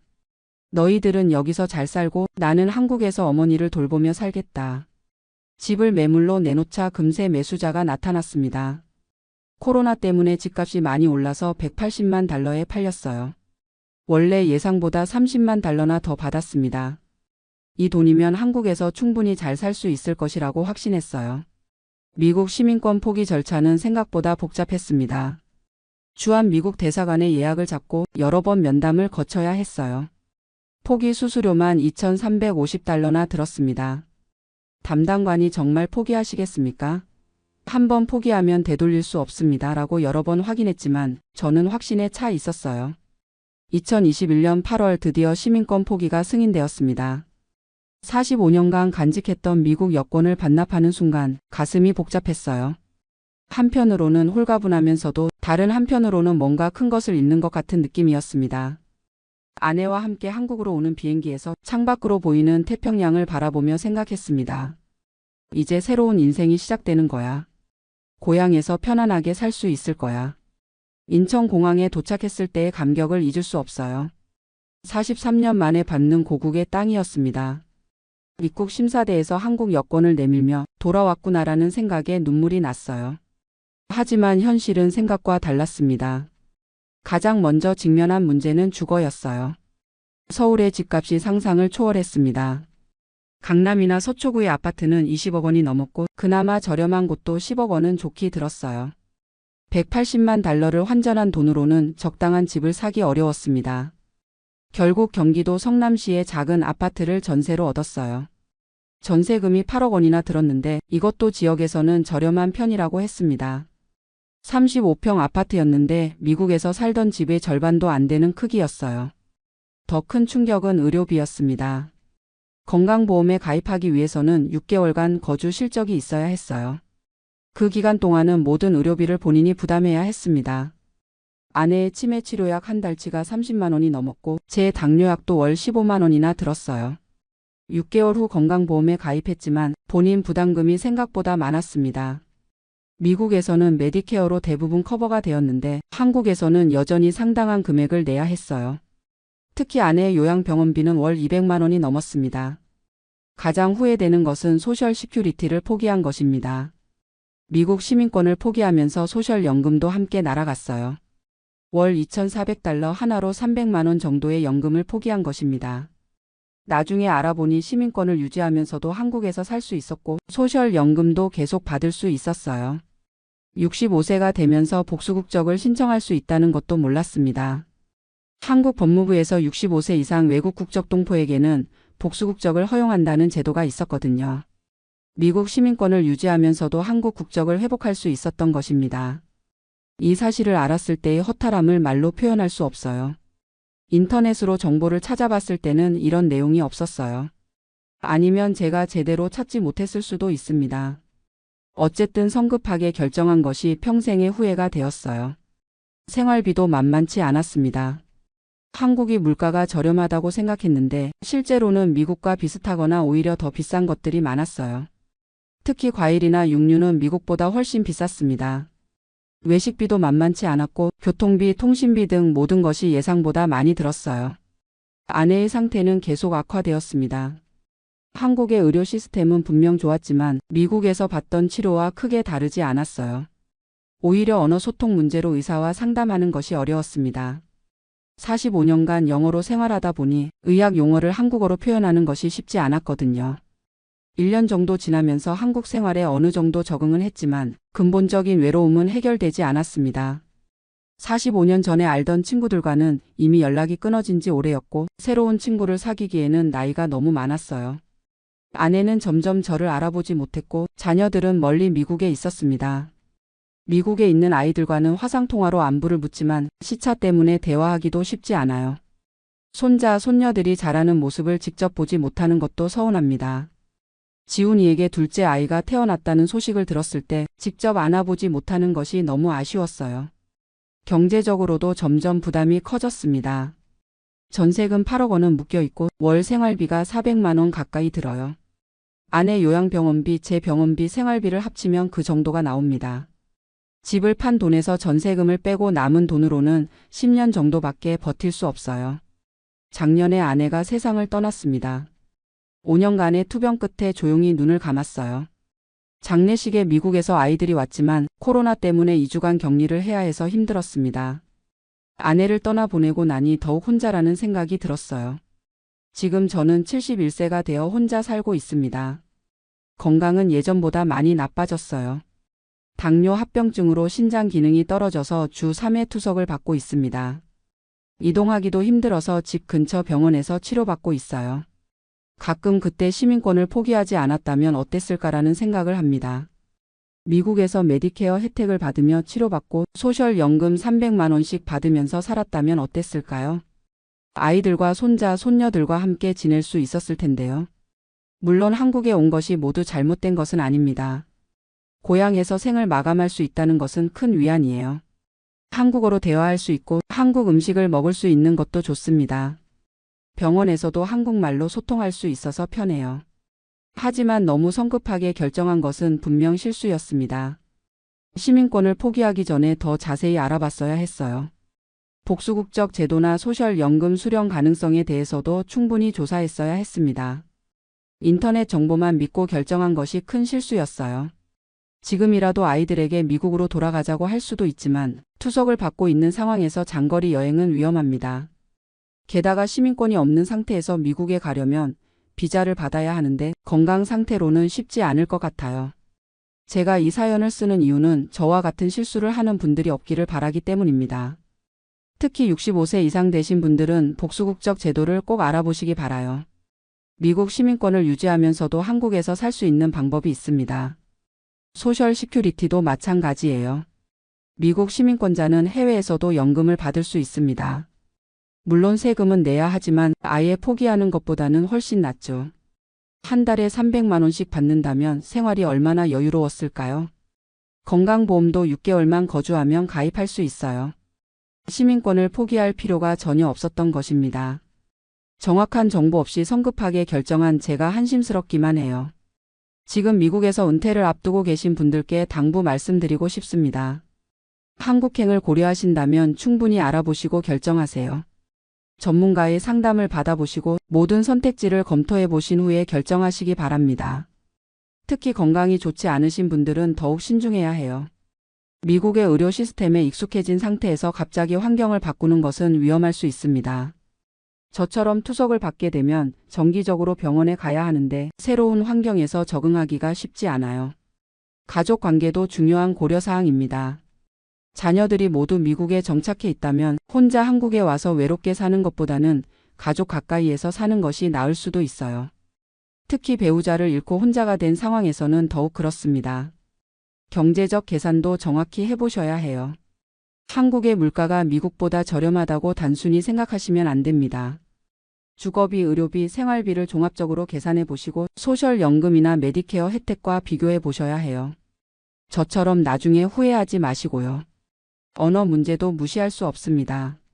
45년간 영어로 생활하다 보니 한국어 실력이 많이 떨어져 있었어요. 의료진과 상담할 때나 관공서 업무를 볼 때 어려움이 많았습니다. 은행이나 보험 관련 업무도 복잡한 용어들 때문에 헷갈리는 경우가 많아요. 디지털 환경의 변화도 적응하기 어려웠습니다.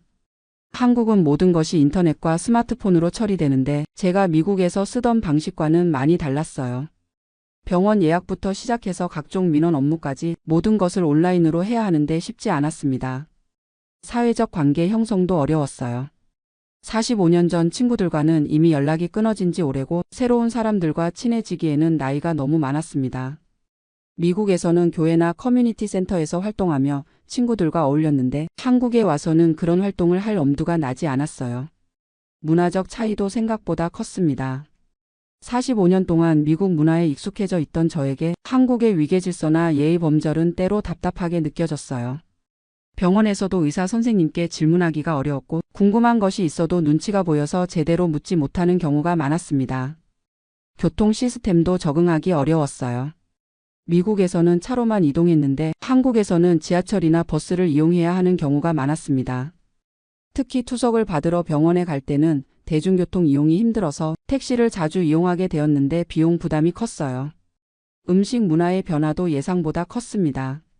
한국 음식이 그리웠다고 했지만 실제로는 45년간 미국 음식에 익숙해져 있었어요. 짠 음식이나 매운 음식을 잘 못 먹게 되었고 당뇨 때문에 식이 조절을 해야 하는데 한국 음식으로는 쉽지 않았습니다. 계절 변화에 적응하는 것도 어려웠어요. 캘리포니아에서는 1년 내내 따뜻했는데 한국의 추운 겨울은 몸에 힘들었습니다. 특히 투석을 받으면서 면역력이 떨어진 상태에서는 감기에 자주 걸렸어요. 그래도 긍정적인 면도 있었습니다. 한국의 의료진들은 정말 친절하고 실력도 좋았어요. 투석실 간호사분들이 저를 잘 돌봐주셔서 고맙습니다. 미국에서는 의료비 때문에 스트레스가 많았는데 건강보험 덕분에 부담이 많이 줄었어요. 한국어로 소통할 수 있다는 것도 큰 장점이었습니다. 비록 45년 만에 쓰는 한국어라 서툴지만 모국어로 대화할 수 있다는 것은 마음의 위안이 되었어요. 특히 병원에서 증상을 설명할 때는 한국어가 훨씬 편했습니다. 한국 음식을 쉽게 구할 수 있는 것도 좋았어요. 미국에서는 한국 식재료를 구하려면 멀리 있는 한인마트에 가야 했는데 한국에서는 집안 마트에서도 쉽게 살 수 있었습니다. 김치, 된장찌개 같은 음식을 자주 해 먹을 수 있어서 좋았어요. 문화적 동질감도 느낄 수 있었습니다. TV에서 나오는 프로그램들을 이해할 수 있고 뉴스를 보면서 사회 상황을 파악할 수 있었어요. 미국에서는 항상 외국인이라는 느낌이 있었는데 한국에서는 그런 부담이 없었습니다. 하지만 이런 장점들을 고려하더라도 시민권을 포기한 것은 여전히 큰 실수였다고 생각해요. 복수국적 제도를 활용했다면 두 나라의 장점을 모두 누릴 수 있었을 텐데 성급한 결정 때문에 많은 것을 잃었습니다. 요즘 건강이 더 나빠지면서 미래에 대한 걱정이 커지고 있어요. 투석을 계속 받아야 하는 상황에서 혼자 살기가 점점 어려워지고 있습니다. 집 청소나 요리 같은 일상적인 일들도 힘들어졌어요. 간병인을 구하는 것도 고려해봤지만 비용이 만만치 않습니다. 미국에 있는 아이들은 저를 걱정해서 자주 연락을 해요. 아버지, 미국으로 다시 오시면 안 될까요? 라고 물어보지만 지금 상황에서는 쉽지 않습니다. 비자를 받기도 어렵고 장거리 여행 자체가 위험해요. 가끔 밤에 혼자 있으면서 생각해 봅니다. 만약 시간을 되돌릴 수 있다면 어떤 선택을 할까? 아마도 미국에 그대로 있으면서 복수국적만 신청했을 것 같아요. 그렇게 했다면 아내도 더 좋은 치료를 받을 수 있었을 텐데요.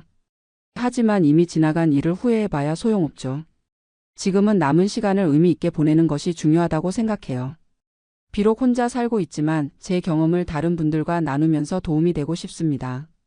최근에는 같은 처지의 어르신들과 모임을 만들었어요. 미국에서 돌아온 분들끼리 월 1회 정도 만나서 이야기를 나눕니다. 서로의 경험을 공유하고 정보도 교환하면서 위안을 얻고 있어요. 저처럼 시민권을 포기하고 후회하는 분들이 생각보다 많더라고요. 그분들께도 항상 말씀드리는 것이 있습니다. 이미 한 선택에 대해서는 후회하지 말고 지금부터라도 최선을 다해서 살아가자. 과거를 바꿀 수는 없지만 현재와 미래는 우리가 만들어갈 수 있으니까요.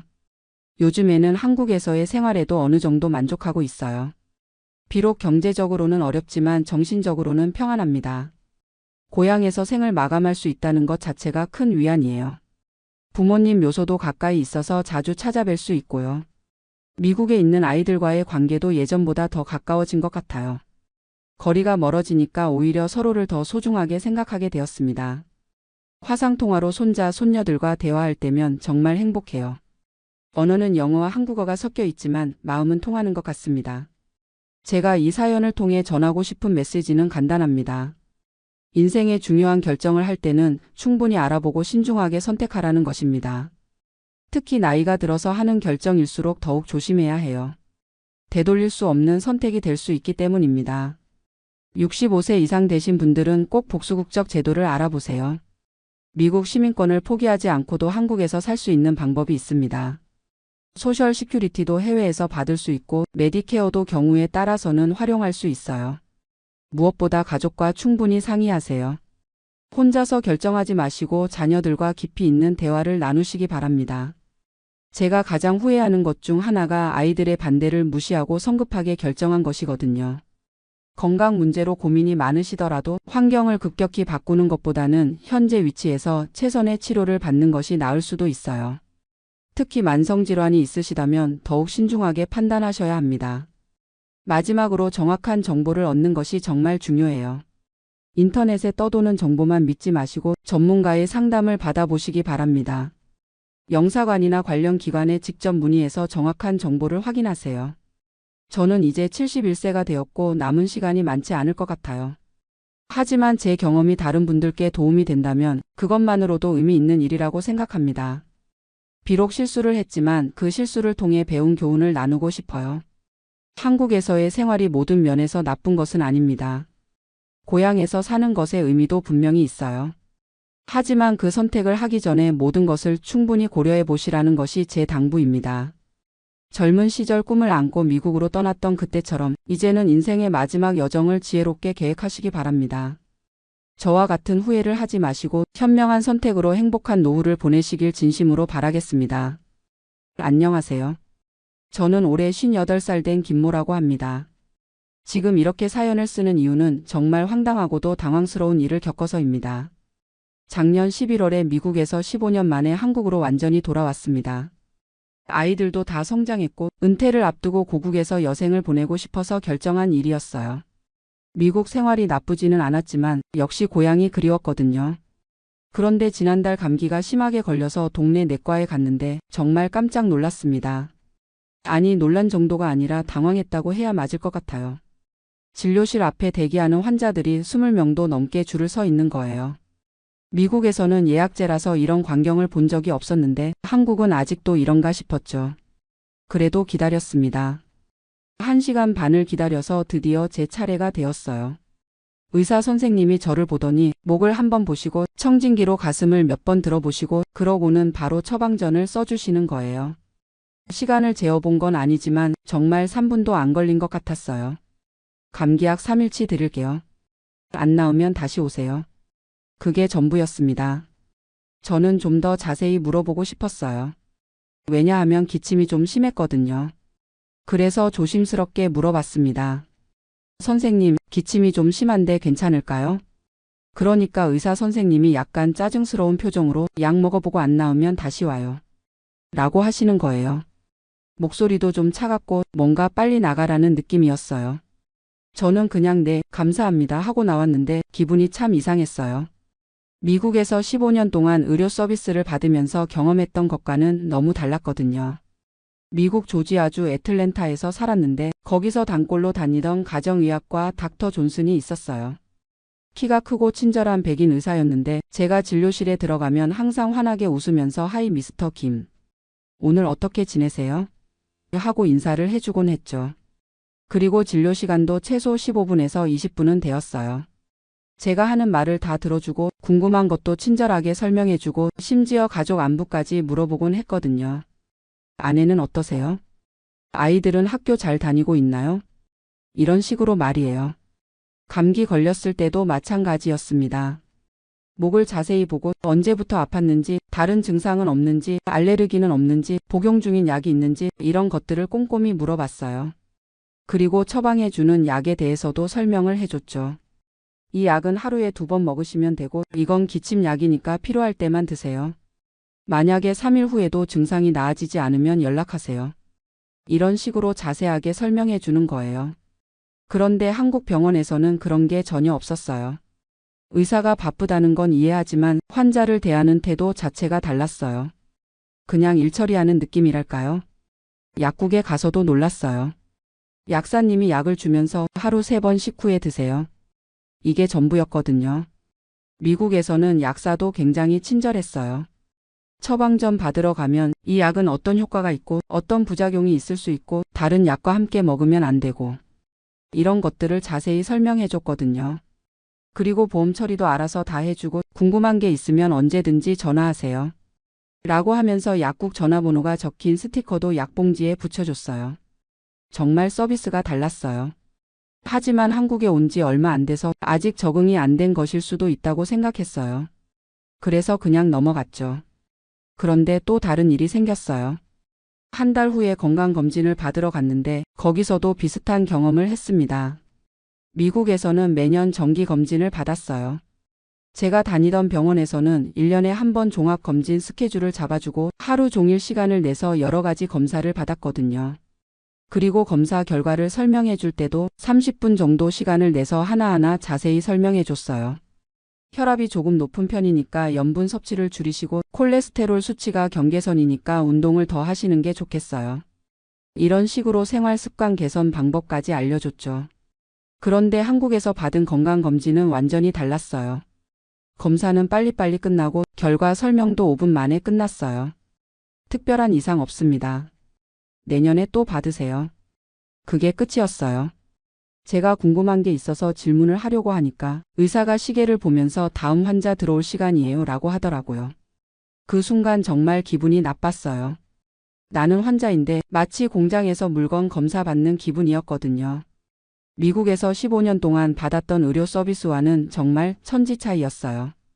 미국에서는 의사든 간호사든 정말 친절했어요. 진료 예약 전화를 할 때도 리셉션 직원이 정말 친절하게 대해줬거든요. 안녕하세요. 닥터 존슨 오피스입니다. 어떻게 도와드릴까요?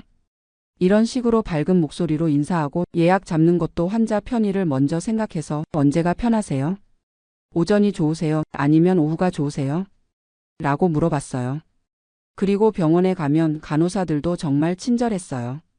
오늘 기분은 어떠세요? 아픈 곳은 없으세요? 이런 식으로 먼저 말을 걸어주고 혈압이나 체온 재는 것도 실례합니다 하면서 정중하게 했거든요. 한국에서는 그런 게 전혀 없었어요. 간호사들도 바쁘고 환자를 대하는 태도도 뭔가 기계적이었어요. 이리 와서 앉으세요. 팔 올리세요. 숨 크게 쉬세요. 명령조였어요. 물론 아기가 있어서 그런 건 아니라는 걸 알아요. 워낙 환자가 많고 바쁘니까 그럴 수밖에 없는 것도 이해해요. 하지만 환자 입장에서는 기분이 좋지 않았어요. 특히 아팠을 때는 마음도 약해지는데 따뜻한 말 한마디라도 들으면 위로가 되잖아요. 그런데 한국에서는 그런 게 없었어요. 가장 충격적이었던 건 지난달에 있었던 일이에요. 갑자기 가슴이 답답하고 숨이 좀 차서 응급실에 갔어요. 나이가 나이인지라 혹시 심장에 문제가 있나 싶어서 무서웠거든요. 미국에서는 응급실에 가면 먼저 트리아지 간호사가 증상을 자세히 물어보고 응급 정도를 판단해서 우선순위를 정해줬어요. 그리고 기다리는 동안에도 중간중간 상태를 확인해줬죠. 한국 응급실에 갔는데 일단 환자가 너무 많았어요. 대기 시간만 3시간이었어요. 드디어 진료를 받게 되었는데 의사가 심전도하고 피검사 결과를 보더니 이상 없어요. 스트레스성인 것 같은데 좀 쉬시고 약 드세요. 그러더라고요. 저는 좀 더 자세한 설명을 듣고 싶었어요. 구체적으로 어떤 부분이 스트레스 때문인지, 앞으로 주의할 점은 뭔지, 이런 증상이 다시 나타나면 어떻게 해야 하는지, 이런 것들을 물어보고 싶었거든요. 그런데 의사가 이미 다음 환자 차트를 보고 있더라고요. 제가 질문을 하려고 하니까 약 먹어보시고 안 나오면 심장내과 예약 잡으세요. 라고 하면서 뒤돌아버리는 거예요. 그 순간 정말 서운했어요. 내가 환자인데 이렇게 대접받아야 하나 싶었거든요. 미국에서는 응급실에서도 의사가 정말 자세히 설명해 줬어요. 지금 검사 결과로 봤을 때는 심장에는 문제가 없어요. 하지만 스트레스나 불안감으로 인해서 이런 증상이 나타날 수 있거든요. 충분히 쉬시고 만약에 증상이 계속되면 가정의와 상담해 보세요. 이런 식으로 친절하게 설명해 줬거든요. 그리고 퇴원할 때도 오늘 고생하셨어요. 집에 가서 푹 쉬시고 궁금한 게 있으면 언제든지 연락하세요. 라고 하면서 손을 잡아주기도 했어요. 물론 미국 의료비가 비싸다는 단점은 있어요. 저도 미국에서 의료보험료를 한 달에 $600씩 냈거든요. 그리고 응급실 한 번 가면 본인 부담금만 해도 $1000는 나왔어요. 하지만 그만큼 서비스는 확실히 좋았어요. 환자를 정말 고객처럼, 아니 사람으로서 존중해 준다는 느낌을 받았거든요. 한국은 의료비는 정말 저렴해요. 미국에 비하면 거의 공짜 수준이죠. 그런 건 정말 감사한 일이에요. 하지만 서비스 측면에서는 아쉬운 점이 많았어요. 미국에서 살 때는 몰랐는데 한국에 와서 비교해 보니까 정말 차이가 크더라고요. 특히 의사와 환자 관계가 많이 달랐어요. 미국에서는 의사와 환자가 거의 동등한 관계였어요. 의사가 전문가이긴 하지만 환자의 의견이나 질문을 존중해주고 결정을 내릴 때도 환자와 상의해서 결정했거든요. 이런 치료 방법이 있는데 어떻게 생각하세요? 약을 바꿔볼 수도 있는데 어떤 게 더 편하실 것 같아요? 이런 식으로 말이에요. 그런데 한국에서는 의사가 일방적으로 결정하고 환자는 그냥 따라야 하는 분위기였어요. 물론 의사가 전문가니까 의사 말을 들어야 하는 건 맞아요. 하지만 환자도 자신의 몸에 대해서는 의견을 말할 권리가 있다고 생각해요. 그리고 미국에서는 병원 시스템도 정말 환자 중심이었어요. 예약 시간에 가면 거의 정시에 진료를 받을 수 있었고 대기 시간이 길어지면 미리 알려줬어요. 죄송합니다. 의사가 응급 상황으로 좀 늦어질 것 같아요. 20분 정도 더 기다려 주시겠어요? 이런 식으로 말이에요. 그리고 만약에 대기 시간이 너무 길어지면 다른 시간으로 예약을 바꿔주기도 했어요. 한국에서는 그런 게 없었어요. 예약 시간에 가도 1시간씩 기다리는 건 기본이고 그에 대한 사과나 설명도 없었어요. 당연하다는 듯이 기다리라고 하더라고요. 또 다른 차이점은 의료진의 태도였어요. 미국에서는 의사든 간호사든 정말 프로페셔널했어요. 환자 앞에서는 항상 웃음을 잃지 않고 힘든 내색을 하지 않았거든요. 아무리 바빠도 환자한테는 친절하게 대해줬어요. 그런데 한국에서는 의료진들이 스트레스를 그대로 드러내는 경우가 많았어요. 짜증난 표정으로 환자를 대한다거나 목소리가 차갑다거나 이런 일들이 자주 있었어요. 물론 이해할 수는 있어요. 한국 의료진들이 정말 힘들게 일한다는 걸 알거든요. 환자는 많고 시간은 부족하고 그러니까 스트레스 받을 수밖에 없죠. 하지만 환자 입장에서는 그런 것까지 이해하기 어려워요. 아플 때는 마음도 약해지는데 의료진까지 차갑게 대하면 더 우울해지거든요. 제가 가장 그리운 건 미국 병원의 따뜻함이에요. 환자를 진짜 사람으로 대해준다는 느낌이었거든요. 미국에서 단골로 다니던 닥터 존스는 제가 감기 걸렸을 때도 많이 아프시겠어요. 빨리 나으시길 바랍니다. 라고 진심으로 걱정해주는 말투였어요. 그리고 약 처방해줄 때도 이 약 먹으시고 며칠 후에 어떤지 전화로라도 알려주세요. 걱정되거든요. 라고 하더라고요. 그런 말 한마디가 환자에게는 정말 큰 위로가 되는 거예요. 한국에서는 그런 걸 경험해 본 적이 없어요. 의사가 환자를 걱정한다는 느낌을 받아본 적이 없거든요. 그냥 업무적으로 처리한다는 느낌이에요. 물론 한국 의료 시스템에도 좋은 점이 많아요. 일단 접근성이 좋죠. 어디서든 쉽게 병원에 갈 수 있고 의료비도 저렴하고 의료진의 실력도 뛰어나고요. 미국에서는 응급 상황이 아닌 이상 병원 가기가 쉽지 않았어요. 예약도 몇 주 전에 잡아야 하고 전문에 보려면 몇 달씩 기다려야 하는 경우도 있었거든요. 그에 비해 한국은 정말 편해요. 아프면 바로 병원에 갈 수 있고 같은 날에 여러 과를 볼 수도 있고요. 하지만 서비스 품질 면에서는 아쉬워요. 특히 환자를 대하는 태도 면에서는 미국이 훨씬 좋았어요. 지금도 가끔 미국에 있을 때가 그리워져요. 아플 때 닥터 존슨한테 가서 따뜻한 말을 들었던 게 그리워지거든요. 한국 의료진들도 분명히 환자를 걱정하는 마음은 있을 거예요. 하지만 그걸 표현할 여유가 없는 것 같아요. 너무 바쁘고 환자도 많고 시간도 부족하고. 그래서 정작 중요한 인간적인 따뜻함은 놓치게 되는 것 같아요. 요즘 한국 젊은 의사들 중에서 미국으로 가려는 사람들이 많다고 들었어요. 처음에는 이해가 안 됐는데 이제는 조금 이해가 되는 것 같아요. 미국에서는 적어도 환자를 제대로 된 사람으로 대해줄 수 있는 시간과 여유가 있거든요. 물론 미국 의료 시스템이 완벽한 건 아니에요. 비용 문제도 크고 접근성 문제도 있고요. 하지만 적어도 환자와 의사가 인간적인 관계를 맺을 수 있다는 점에서는 미국이 나은 것 같아요. 저는 이제 한국에서 살아야 하니까 한국 의료 시스템에 적응해야겠지만 가끔은 미국에서 받았던 따뜻한 의료 서비스가 그리워져요. 의료진 여러분들이 이 글을 보신다면 환자도 사람이라는 걸 생각해 주셨으면 좋겠어요. 바쁜 건 이해하지만 따뜻한 말 한마디, 친절한 미소 하나가 환자에게는 정말 큰 힘이 된다는 걸요. 그리고 한국 의료 시스템도 조금씩이라도 변화했으면 좋겠어요. 의료진들이 환자와 충분히 소통할 수 있는 시간과 여유를 가질 수 있도록요. 미국에서 15년 살다가 한국에 온 한 사람의 솔직한 경험담이었습니다. 비판하려는 게 아니라 더 나은 의료 서비스를 위한 작은 의견으로 받아주셨으면 좋겠어요. 감사합니다.